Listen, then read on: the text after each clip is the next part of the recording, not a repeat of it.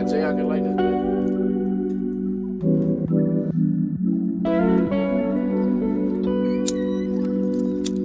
I'm a rolling stone. I'm too hot for you to own. In a whip that's meant to speed. If I hurt you, would you leave? I learned the game from some heavyweights. Catching buses, making change from another blade. I still got demons from my younger days. I wish I could shake them, but they follow me. I wish I could take it easy, but these fans watch. That's my mama, I've been hustling since the sandbox.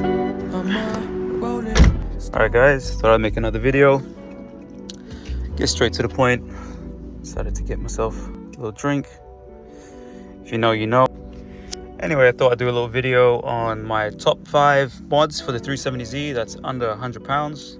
Let's get straight to it. Mod number 1 is your shift knob and shift boot combination. In my opinion, it transforms the entire car, especially the interior. It just makes it look a whole lot nicer.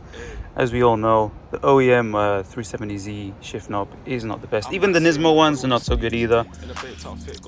It is a pain to remove, but once you remove it and you replace it with your aftermarket, well, it's not really aftermarket, this is official Nismo carbon fiber shift knob.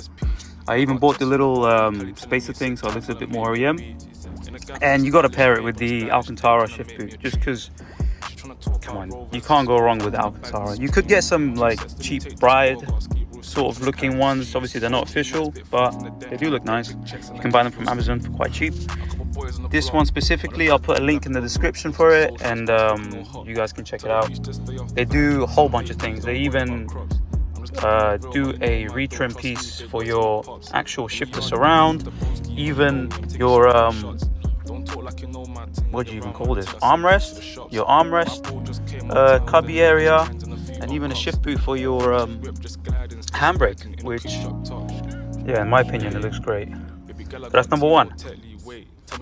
Now, moving on to number 2.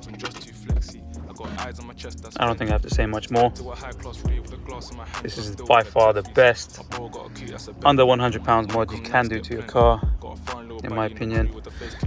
Doesn't need no explanation. Yeah, just do it. You can watch my last video. I kind of explain how the install goes in regards to the wiring. If you have any more questions in regards to it, just message me and I'll do my best to help you out. Now, so moving on to number 3, in my opinion, would be the sequential indicator light, which I'll play some footage for you right now of them. I think they transform the car. You can get them considerably cheap as well, considering all these well-known brands resell the same exact parts. In my opinion, they look identical. The way they connect is identical. They resell them for triple of the price that you can buy it for from AliExpress or Alibaba. I know some people are not too fond of buying stuff from there, but when it comes to these things, and you can get it for cheaper, and people have proven that they do work just as good, if not the same, then why not save some money and actually buy the same part? That's number 2. That's number 3, sorry. Number 4, we're moving on to the rear of the car, which will be your 4th brake light. Now, I haven't got this one installed at the moment, but I have bought the iJDM Toy 4th brake light, which I will install sometime in the summer. I just can't get around to doing it at the moment because the weather is just terrible. Today it's not so bad, but yeah, usually we get a lot of rain. It's been quite cold recently, and I'm not really too fond of going on the floor and installing a brake light. So yeah, that's number 4. Number 5, I think it's the most trickiest one of them all, as it takes a bit of skill to install, but I think it's the most rewarding one as it looks incredible. Will be this, your suede A-pillars and your suede headliner. Now, in my opinion, this just gives it that supercar vibe, and you can't go wrong with it. Like, pretty simple install to take the roof out of this car. It's not so hard, as it's a small roof. Headliner, roof, I'm talking about roof. Headliner. Take the roof off. But yeah, taking the headline out the car is not so hard, it's quite easy. So yeah, that's number 5. There aren't many mods you can do. Obviously, you can talk about these carbon fiber pieces, but in my opinion, they're just not really worth it as they cost so much. That was my top 5 for under £100. I think doesn't get any better than that. You can't do any performance mods for under £100, so I think that's probably going to be your best bet.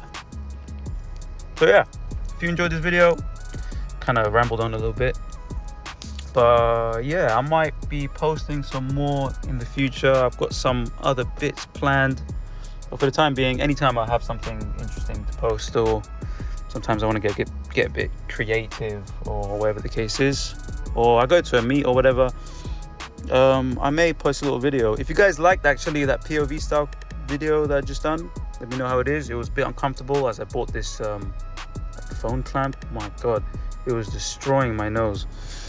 But yeah, anyway, signing out. See you guys later. Check in with you guys back when I'm in the Z.